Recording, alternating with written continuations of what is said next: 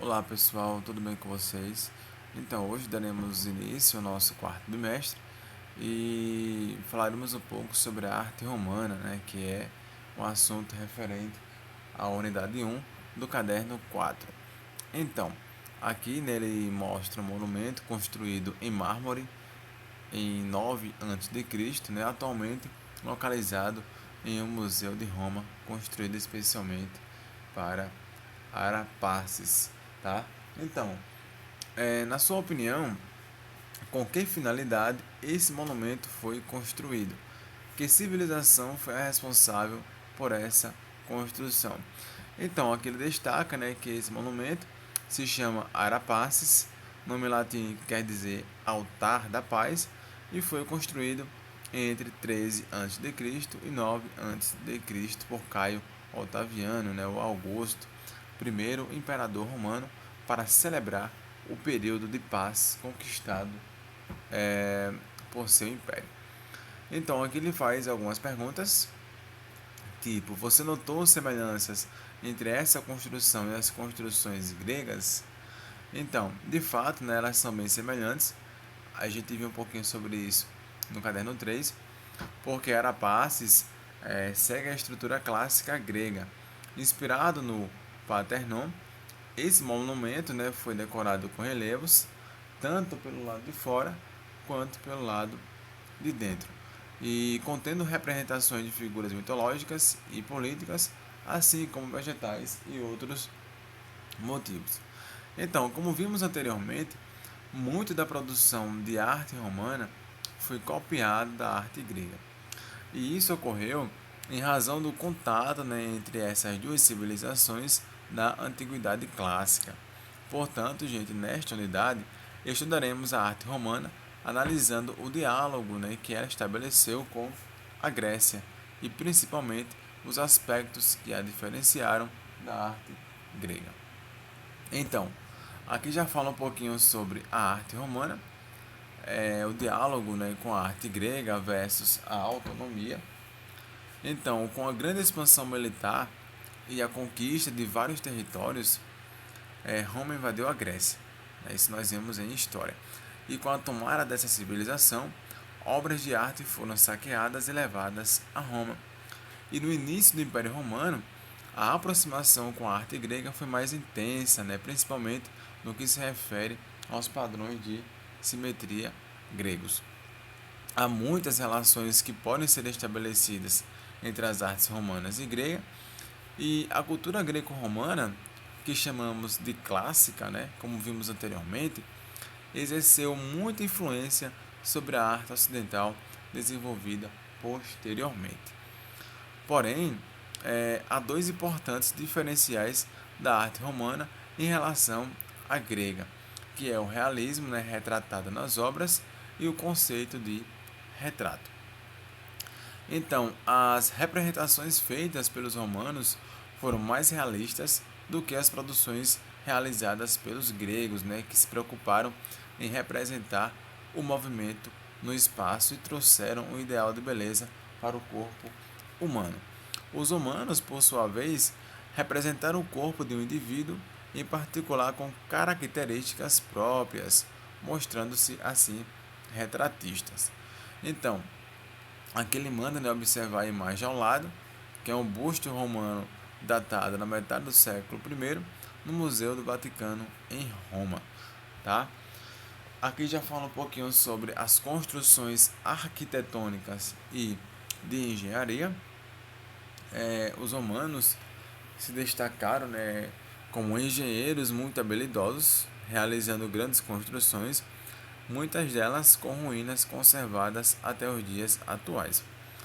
E no Império Romano, por meio de engenharia muito elaborada, foi construída uma rede de estradas com finalidade, principalmente militar, que facilitava o deslocamento das tropas romanas. Além das estradas, destacam-se outras construções feitas em Roma Antiga, como pontes, fortes, teatros e termas, como podemos observar na imagem a seguir. Então, Essa construção, né, que nós vimos anteriormente é o Coliseu e suas ruínas podem ser visitadas atualmente na cidade de Roma. E ele foi um espaço, né, criado durante o Império Romano para entreter o público que assistia em sua arena a diversas cenas, né, desde espetáculos teatrais até lutas entre gladiadores. O Coliseu ele dialoga, né, com o teatro grego, apresentando até mesmo os três tipos de colunas que estudamos no caderno anterior. Né? Na primeira camada da construção, as colunas são dóricas, na segunda, jônicas e na terceira, coríntias.